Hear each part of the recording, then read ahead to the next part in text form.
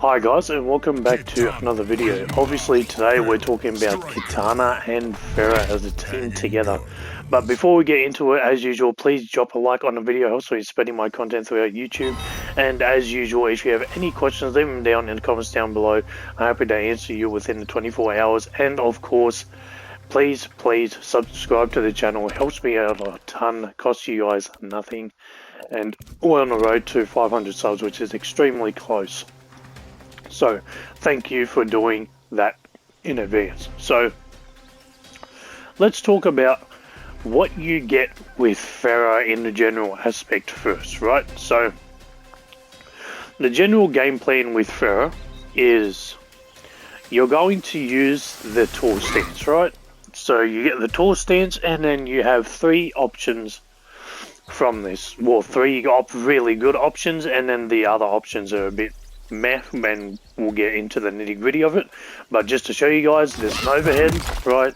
There's a low, there's a throw, and those are your three main options. Another bit of general information is Ferra also gives you 50 health. She used to give you 150 health. They changed that a long time ago now, so just keep that in mind. If you still think that is, she only gives you 50 health now. So yeah, that's literally the general information, nice and quick. So let's get into the nitty gritty of Torr Stance. And the first move that you get is 1, right? This is a mid, starts up in 22 frames, and as you can see is -4. This move, no matter how you do it, like after a string, right, or this string, or you know, this string, it doesn't matter. It will always have an 11 frame gap, and I'll show you guys that in a second. But for the people who used to play Ferra, you're probably thinking, well, why is this -4? Well, it's because Ferra got nerfed a long time ago when she got her health nerf damage by 100. She also got a few changes to these moves. This used to be +3, but now is -4. And just to show you guys that there is an 11 frame gap, I'll use that 11 frame move on Kitana here when she goes to punish, or when she goes to hit me with the mid, and as you can see, it interrupts her with that 11 frame button. So now we have the overhead. As you can see, this starts up in 20 frames, so a little faster than the mid, and is -6. Now it used to be less minus at about -2 or -3 from my memory. But as you know, they nerfed Ferra since that time. One thing I quickly wanted to mention is that even though this isn't a very execution heavy team or anything, it's very easy. The only difficult conversion that you'll ever have is 2-4-1-2 into the overhead, right? Because there's a very small window to achieve this. As you can see, it's you have to do it basically immediately Ferra gets on your back. So you just keep that in mind. That's the only niggly thing that you have with this team. And just to show you guys, this overhead, no matter how you do it, has a 9 frame gap. So I'll just quickly show you guys that now. As you can see, you have the 9 frame low that literally punishes this every single time. Now obviously if you're Johnny Cage, you'll be able to fully combo Kitana, so just keep that in mind as well. There is a 9 frame gap if you're going to do a string into the overhead in which the opponent can open you up. Next you have the low, and I'm just quickly putting back on block real quick. So as you can see, it starts up in 17 frames, so this is almost your fastest option. And you can see it is -12, so it is punishable when you use the low. However, the low can actually travel full screen, and obviously the frame data changes because it works like a projectile. The further back you go, or the further away you are from the opponent, the more plus it is. So just keep that in mind. And yes, this launches from full screen as well. So you guys can see that, and you can get a confirm off that. I'll just quickly show you guys the combo. Right, very simple Kitana stuff. You guys will be able to figure that out. Right, that's literally the optimal for no meter. Right, this is literally 1 bar optimal. there you go. There really isn't much point to spending more than 1 bar on this conversion right here, right? Which is this. So the most you'll be spending is 1 bar. There's no point spending 2 bars on this unless the opponent is in the corner. Then you can spend a little more for a little bit more damage, of course. So the low is -12, right? But this has no gap, unlike all of your other options. As you can see, I'm going to use Kung Lao's literal 6-frame punish, and it's not going to be able to punish her. And she has the best normal 6-frame punish in the game, so you know it's not going to work no matter what you do here. So, but your option to this is armor, right? So you do have that option as well, so keep it in mind. And the last option you have in Torr Stance is Fall. You can see that this works like a projectile. You throw Ferra and she goes at a different distance depending on what you do, right? So if you hold back, she goes back towards you, and then if you do nothing, she goes in a bit of a medium distance, and then she goes full screen if you hold forward. You guys are going to see that you are plus 15 from full screen over here, so this can guarantee you, this can literally quite guarantee you a down back 3 fan. A lot of characters are not going to be able to do anything about that, so if you did this into this, there's not much characters can do from full screen in that situation. You could also follow up, your projectile with another projectile like this. It's a little slower and it's a high, of course, remember that. So literally you could just duck it and lose all your pressure. So yeah, I recommend you use this move from full screen if you're even going to use it at all, which I highly suggest you don't. But if you want to, you can use it from full screen and then guarantee a down back 3 fan. And if the opponent thinks they're cheeky to, move in on you after this, you can always just do the normal version of down back 3 and catch them in the mid screen. And then that's literally, you guys know how plus this move leaves you on hit. So yeah, it's a lot. I just wanted to quickly show you guys that even though I went through all of the moves and I went through all the gaps and how to punish them and all that sort of thing, every single option can be literally countered by armor, right? So that's 1, there's 2, can be armored. Of course, I showed you guys 3 before. And if you're really using it, you can use 4. Which obviously just completely whiffs and you get punished. So just keep that in mind. Armor is a really good way of getting out of it. And characters that have armored moves that do multiple hits really stuff over Ferra. And this is why I really don't like Ferra. And of course, your last option in Torr Stance is the throw. Now, this works immediately as soon as Ferra gets on your back, so you can literally input that and it is 10 frames like any other throw.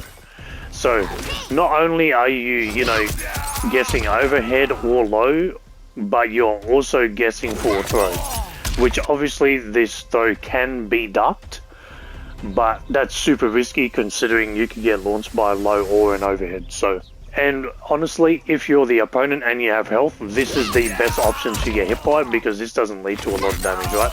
It's only 10% damage compared to, potentially getting opened up into like a 30% combo with a low or 40 with an overhead. So just keep that in mind as well.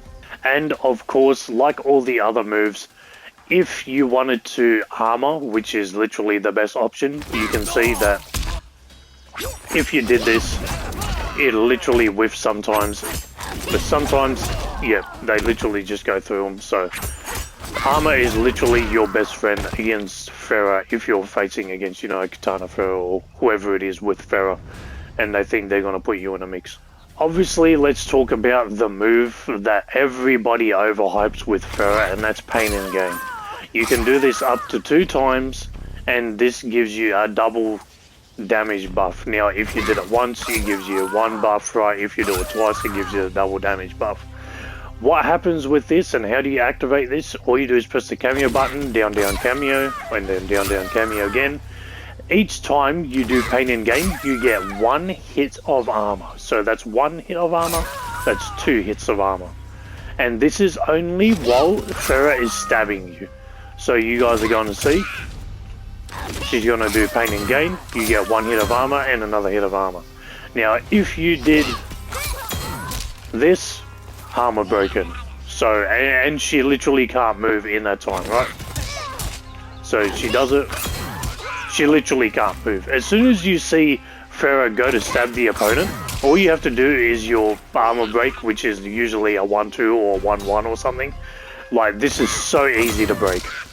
So, honestly, I highly suggest not using this with Kitana, because she's giving you decent damage anyway. But if you want to, you can, and I'll quickly show you guys how to use it. So, the way you would use this move is literally in the corner. Now, you can do this in the mid-screen. It is not as guaranteed, but you can do it in the corner a lot safely. So you can literally confirm into fair NATO, and then you call Ferra, and then they have to eat the mix, right? Now, this leaves them with not a lot of time on their wake up, right? So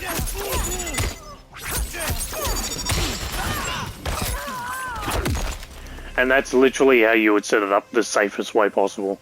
You can obviously use the low or the throw or however you want to do it, but that's literally how you would set it up. Now you guys are going to see what it looks like when the armor is involved on the wake up.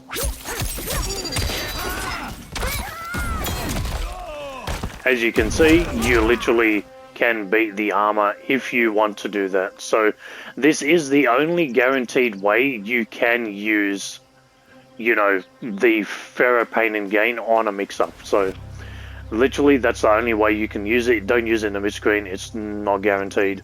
And yeah, if your opponent doesn't wake up and then they're just forced to guess, you know, you can always do, you know, pain and gain in the throw or something like that. And yeah, it does a little bit more damage, but yeah. Or you can just make them guess for their life with the overhead or the low. But just remember, a lot of characters like Reptile, if they guess your low, they will corner switch, they will punish you and corner switch you. So yeah, those sorts of characters, doing that against them is very deadly. Last thing to talk about with Torr Stance is you get increased dash movement, right? So as you can see, the back ones are about the same, but the forward ones are a lot bigger than usual, right? So you can move in on your opponent a lot faster with this, but just remember that you're locked to the Ferra moveset and not your own, which means you can't throw a projectile as Kitana while you have Ferra on your back, right? So just keep that in mind as well, and your jumps become very limited when Ferra is on your back. So yeah, even though you jump a lot further forward, right, you can see that you don't jump as high, and same with the backwards one. It's about the same, but you don't jump as high, so keep that in mind as well. And now we have arguably the best tools that Kitana gets access to, and that's air Torr Stance, right? This move only works if the main fighter, AI Kitana over here, is in the air. Now, this means that any string that puts you in the air can be cancelled into air Torr Stance. These strings are back 1-4.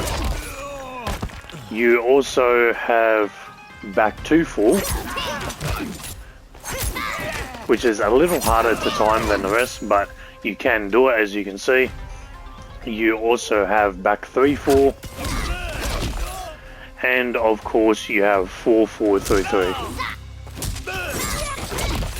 as well. So these are all the strings that can be cancelled straight up into air Torr Stance. If you were to use this as a bait or a mix on, well, not really a mix, but if you're using it as a bait for your opponent to press a button on block, these are the only strings that I suggest that you use, and that is back 3-4. And by the way, this is completely gapless, which means the opponent cannot up-block this,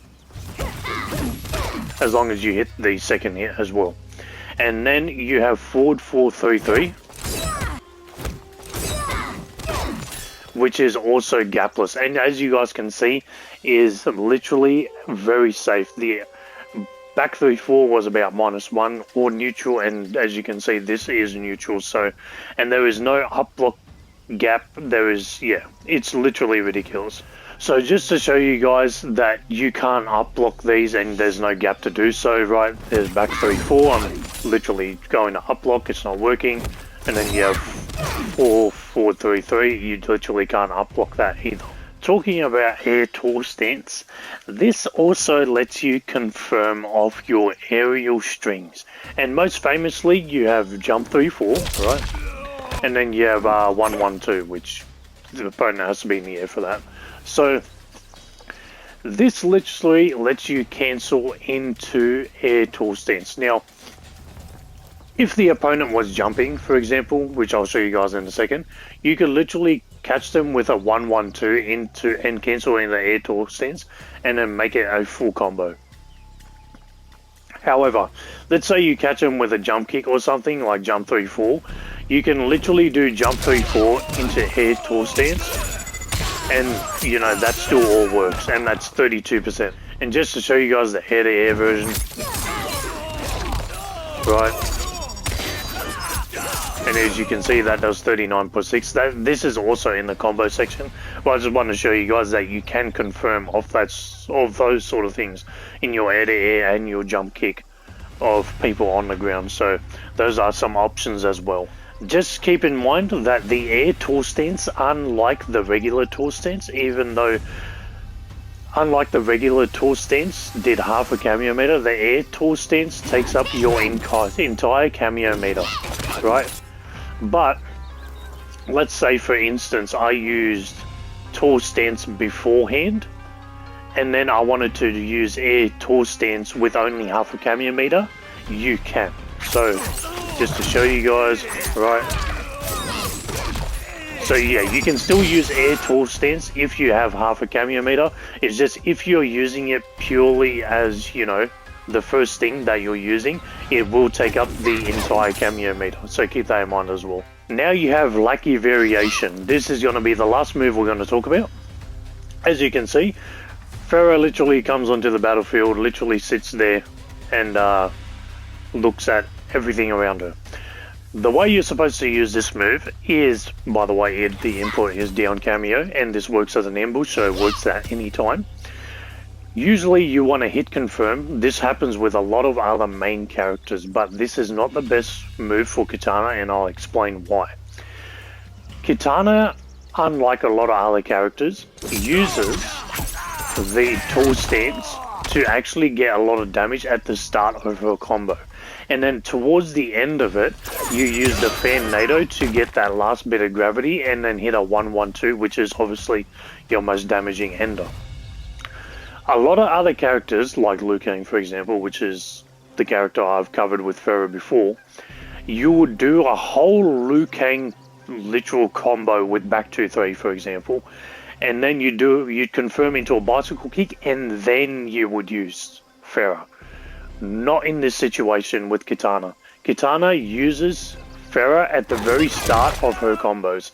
So this move is not as useful as other main fighter teams, right? So, but just to show you guys, you can confirm into this, right?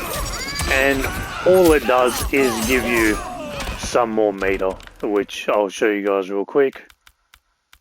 Right, let's just put ourselves on 0. We'll do a meterless combo.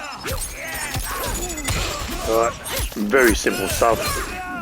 Right, you can see I've got about less than a third of my bar there.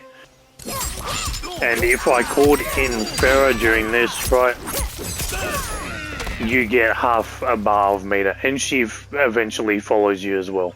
Now, like I said, I don't recommend using Lackey Variation with Kitana, but it is there, and you guys know about it if you want to use it.